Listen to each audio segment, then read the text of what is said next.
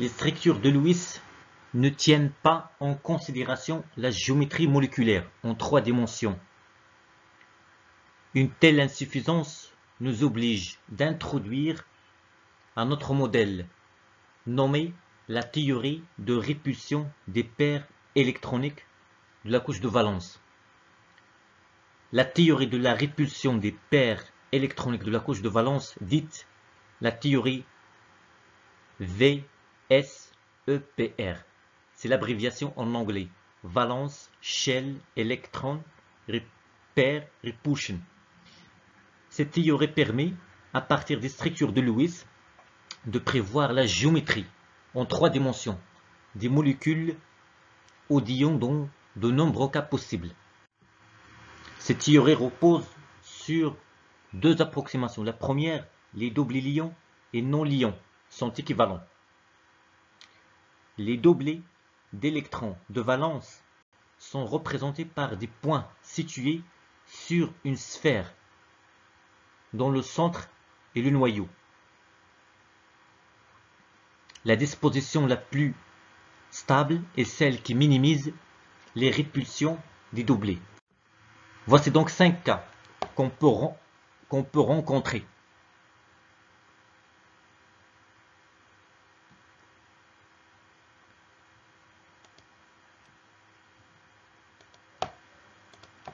Un cas où j'ai une certaine linéarité, l'angle 180. Un cas où j'ai un triangle. Un cas où j'ai un tétraèdre. L'autre cas où j'ai un bipyramide à base triangulaire. Un cas où j'ai un octaèdre. Les angles entre les directions des doublés sont appelés angles de valence. Les angles de valence déterminent la géométrie d'une molécule. À partir de la structure de Lewis d'une molécule, on détermine M. C'est le nombre de liaisons entre l'atome central A et les atomes latéraux X. N. Nombre de doublés libres. A, atome central, X, atome lié à A, E, c'est le doublé libre situé sur l'atome central A. On définit type A, X, M, E, N. La géométrie de la molécule dépend de M plus N. On va voir toutes les géométries. Si N plus M égale à 2, ceci veut dire que j'ai AX2, pas doublé. L'exemple de CO2. Donc il est linéaire. La géométrie est linéaire. Dans le cas de N plus M, il y a 3 égale à 3. Le cas de AX, 3, pas doublé sur l'atome central. Le cas par exemple de AL, c'est L3. La géométrie triangulaire.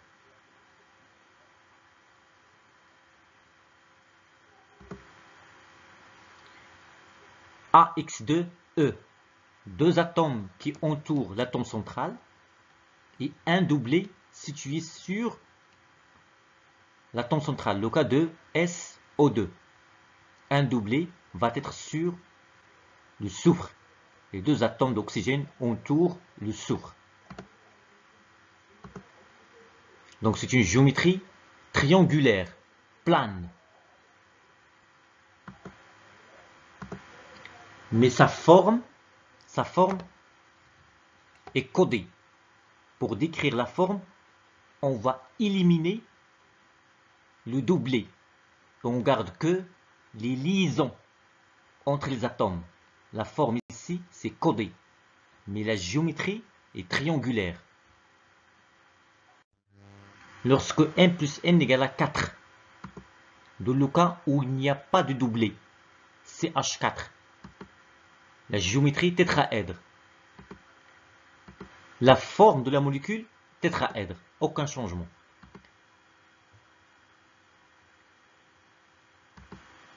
Dans le cas où il y a un doublé sur l'atome central, le cas de NH3, l'azote porte un doublé. La géométrie de cette molécule est tétraèdre, mais sa forme, en éliminant le doublé, est bipyramidale. Pyramidale.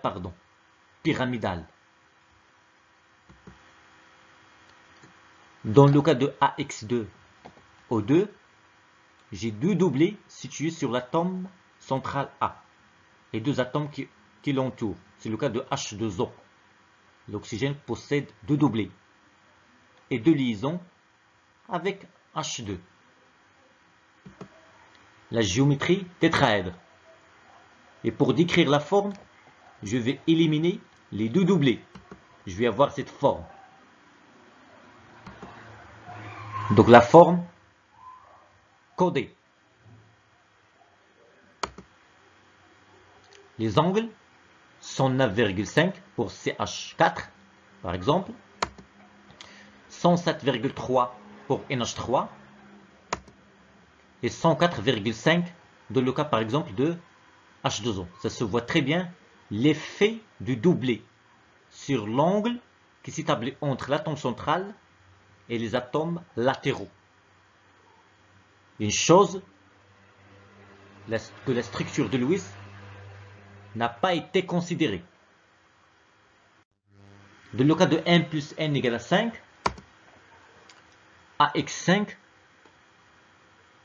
l'exemple de PCl5 où il n'y a pas de doublé. Donc la géométrie bipyramide à base triangulaire, pyramide en haut, pyramide en bas par rapport à un triangle. La forme de cette molécule, c'est bipyramide à base triangulaire. La présence d'un seul doublé, AX4E, c'est l'exemple de SF4. La géométrie bipyramide toujours à base triangulaire.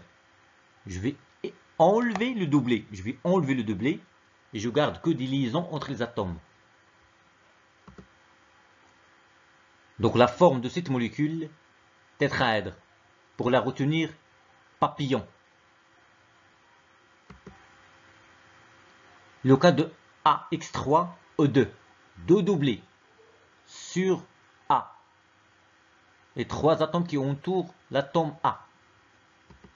La géométrie toujours bipyramide à base triangulaire. J'enlève les deux doublés. Voilà ce qu'il me reste. Atome central entouré par trois atomes. Il a une forme en T. Un autre cas, AX2, E3. Trois doublés sur l'atome central. Et deux atomes qui l'entourent. La géométrie est bipyramide à base triangulaire. J'enlève les trois doublés. La forme est linéaire. L'angle, 180. La forme est linéaire lorsqu'on va enlever les trois doublés. Influence de l'électronégativité de l'atome central dans la série AX3E1. On va étudier l'effet de ce paramètre physique sur l'angle pour l'atome NH3, PH3, ASH3, SBH3. Expérimentalement, l'angle HNH est de l'ordre de 107,3 degrés. Dans le cas de phosphore, 93,3 degrés. Dans le cas de l'arsenic, 91,8 degrés. Et dans le cas de HSBH, l'antimoine est de l'ordre de 91,3 degrés. Dans le groupe 15 chalcogène, l'électronégativité décroît de l'azote à l'antimoine. Ces atomes appartiennent à la même colonne, à l'exception de H. Les paires liées sont plus attirées vers l'atome d'azote, dans NH3, que vers l'antimonium, dans le cas de SbH3. Donc, leur répulsion est plus forte et l'angle valence est plus élevé. Si on veut schématiser,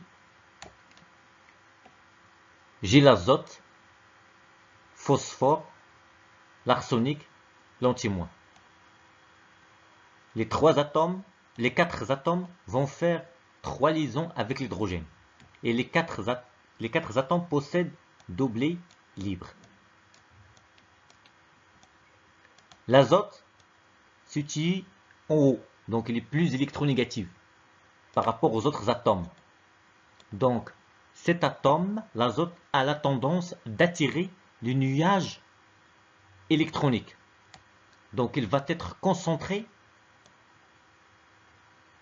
au sommet, à côté de l'azote, ce qui va renforcer les répulsions et ce qui donne un angle de l'ordre de 107 degrés.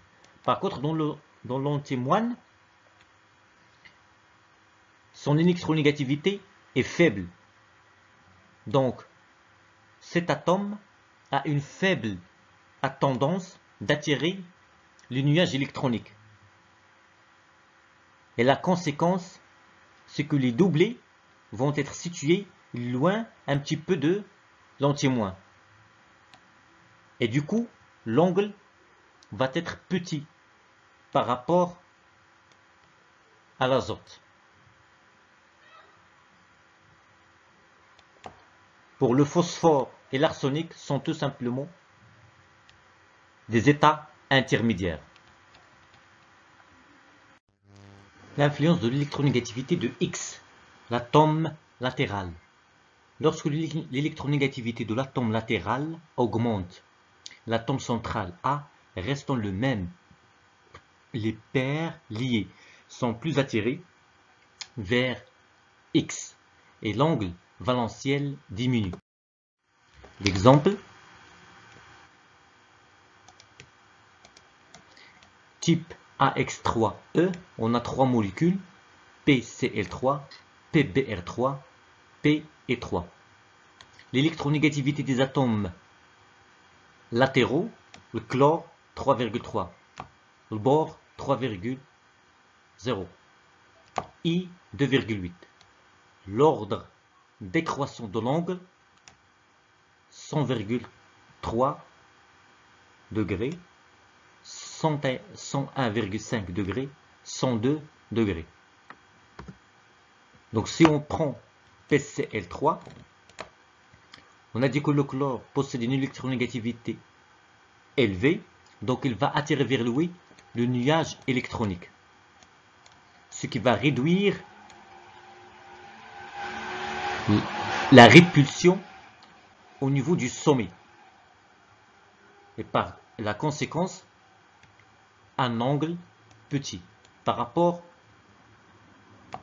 à la molécule P3, où le doublé dans cette molécule est attiré vers le phosphore. Donc il y a les interactions au niveau du sommet de P, ce qui va élargir l'angle. Et on va voir 102 degrés. Plus grand que la molécule PCl3. La méthode VSPER s'appelle aussi méthode de Gillespie.